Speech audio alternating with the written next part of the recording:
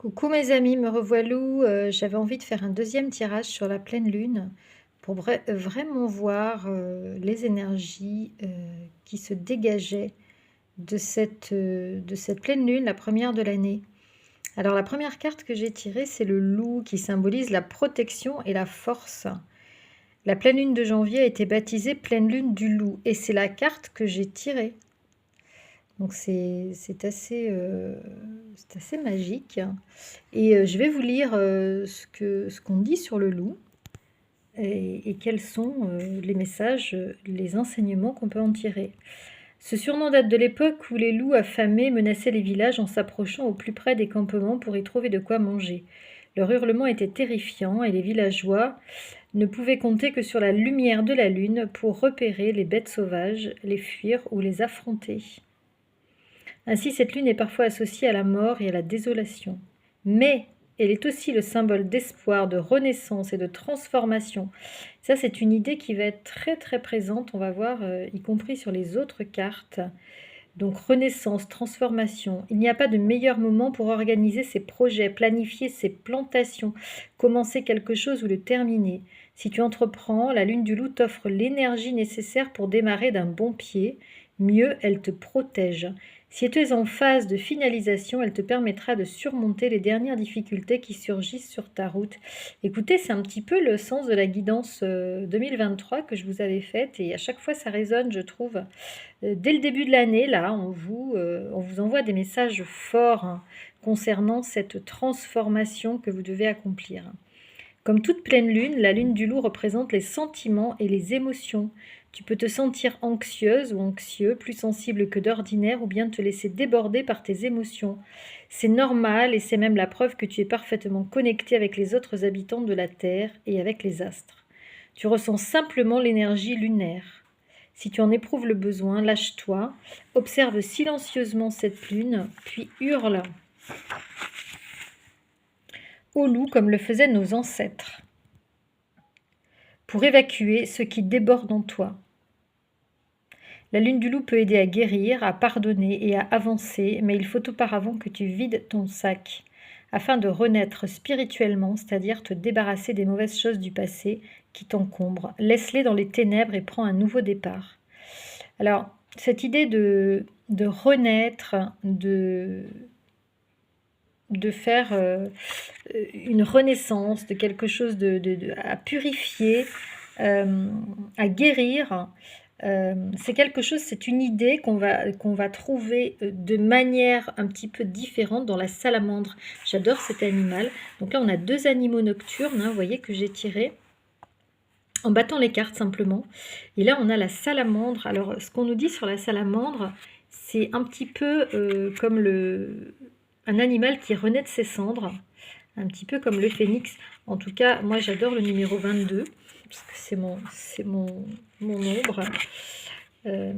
Donc, je vais vous lire un petit peu ce qu'on nous dit sur la salamandre. Bien que méconnue, la salamandre est le plus incroyable de tous les animaux nocturnes. Elle mue plusieurs fois au cours de sa vie et produit une neurotoxine mortelle pour se défendre. Mais surtout, elle a les capacités de régénérer ses membres et sa queue repousse si elle est coupée et sa peau se reforme si elle est brûlée. Donc ici, on a encore l'idée de renaissance, vous voyez. C'est pourquoi, et de guérison aussi à travers la peau qui se reforme. C'est pourquoi la salamandre est associée au feu. Si elle a pu être assimilée à Satan en tant que gardienne du feu de l'enfer, elle est devenue la gardienne du feu sacré, celui de l'âme qui maintient la flamme sacrée en chacun de nous pousse à nous élever, à nous cultiver, à nous améliorer. Et à l'inverse, c'est parce qu'elle sait dompter les flammes, la salamandre sait nous éloigner du mauvais feu, celui de la tentation. Alors là, à travers cet animal, on vous demande de cultiver le feu sacré, j'entends, qu'il y a en vous. Ce feu qui vous anime, on vous demande de faire quelque chose qui vous anime et qui vous élève et qui vous tient à cœur, en fait. On vous demande de faire quelque chose qui est en vous, qui ne demande qu'à sortir.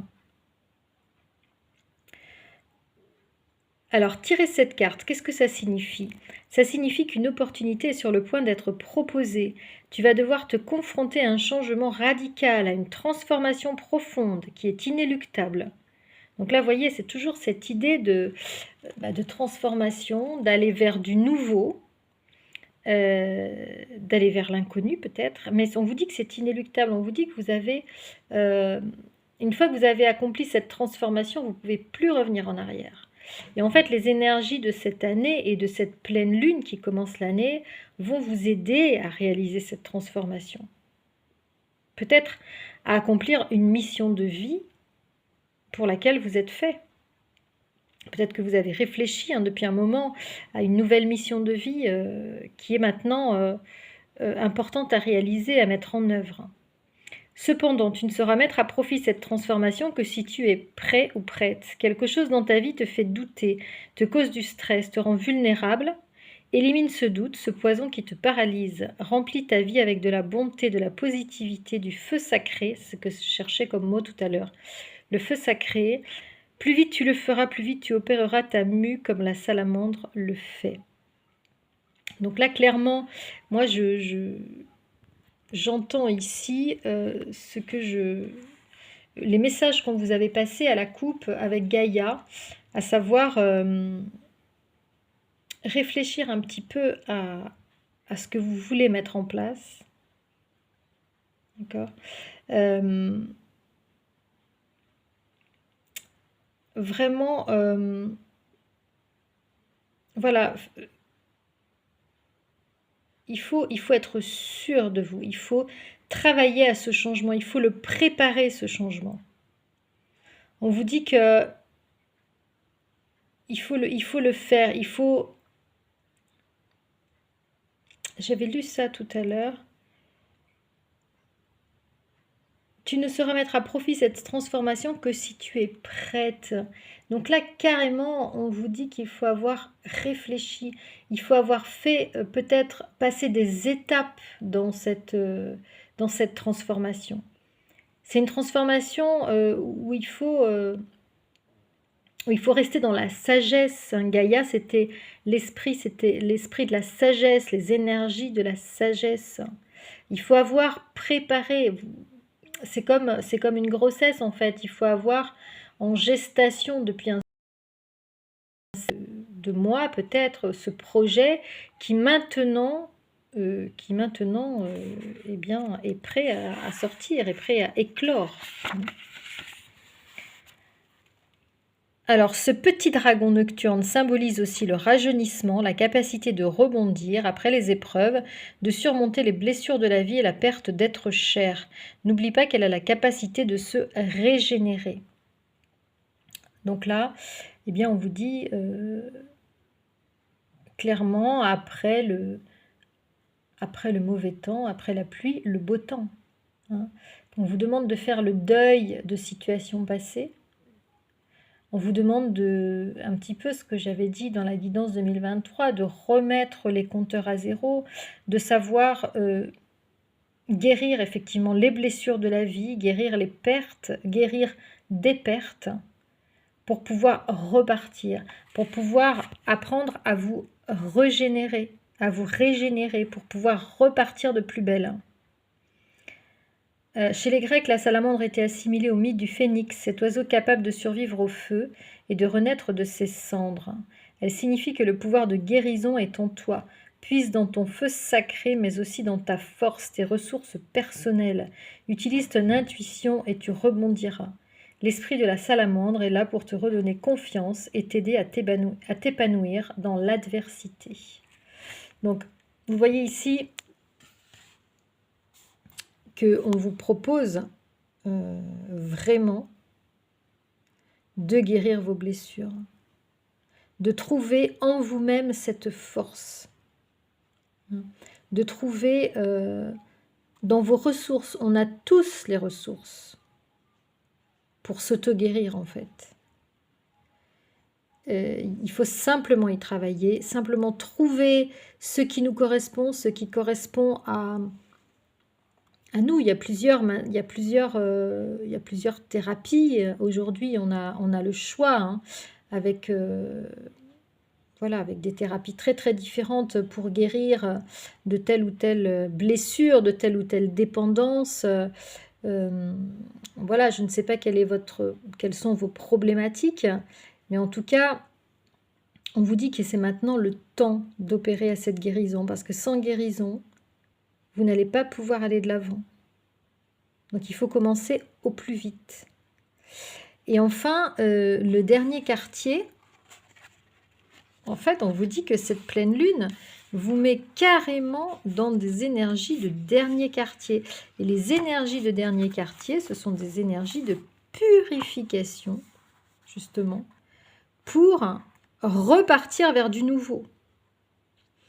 Donc, on est toujours sur la même idée de soigner l'ancien, se débarrasser de l'ancien, pour aller vers le nouveau. Et le loup vous protège. Cette pleine lune, quelque part, vous protège.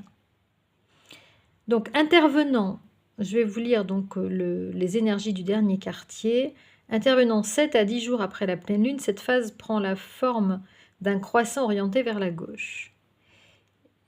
C'est une période d'entre-deux. Nous sommes exactement à mi-chemin entre la pleine lune qui nous a puissamment éclairés et la nouvelle lune qui renferme tant de potentiel et de possible. Alors là, on est en pleine lune, on est dans une phase de pleine lune, mais on ressent des énergies de dernier quartier. C'est la carte que j'ai tirée, donc c'est le message qu'on veut nous faire passer. D'accord ? Alors, on vous dit de ralentir, même s'il est salutaire de ralentir, mais il ne faut pas s'arrêter complètement. Profite de cet instant pour réfléchir, pour regarder calmement vers l'avenir. Active-toi doucement mais sûrement, un nouveau cycle lunaire va bientôt commencer, tu dois t'y préparer. Alors là, ce n'est pas le cas, mais ce message, la réflexion et regarder vers l'avenir, moi ça me fait penser à la coupe qu'on avait faite. Hein. La réflexion, c'était Gaïa, l'ancrage, préparer son changement. Vous avez là tout le temps, vous avez toute une quinzaine, même 3 semaines, pour préparer votre changement à l'arrivée de la nouvelle lune. Donc là, on vous demande de déjà commencer à réfléchir pour pouvoir peut-être justement à la fin du mois vraiment amorcer ce virage et amorcer ce changement. Donc on vous dit que c'est un quartier qui est bon pour faire du ménage, pour dire au revoir, pour laisser filer ce qui ne vous rend plus heureux. C'est une période pour s'alléger. Voilà. C'est une période pour se défaire des choses qui ne vous apportent rien. Et ainsi, on est plus à l'aise pour manifester les vœux lors de la prochaine phase de la nouvelle lune. Et tu entameras ce nouveau cycle en étant plus légère et purifiée. Il y a encore une fois ici l'idée de purification. Nettoyage, j'entends nettoyage, purification, guérison, pour commencer à rentrer dans des énergies de renouveau. Et ces énergies de renouveau ne pourront avoir lieu que si vous avez fait ce travail de réflexion, de purification et de nettoyage et de guérison. Voilà, donc bonne préparation mes amis. Je vous ai donné des petits rituels sur l'autre vidéo. Il y a encore là des rituels, mais bon, c'est pas la peine non plus d'en faire des centaines et des centaines. Voilà, vous choisissez un rituel qui vous correspond et je vous souhaite une très bonne préparation de nouvelle année, de nouveaux projets et surtout, apprendre à rester dans l'amour et se défaire au maximum de notre ego, être à l'écoute de notre âme. C'est vraiment ce qui va nous aider pour aller de l'avant et pour guérir aussi de nos blessures. Voilà, sans quoi on avancera difficilement, mes amis, vers du nouveau.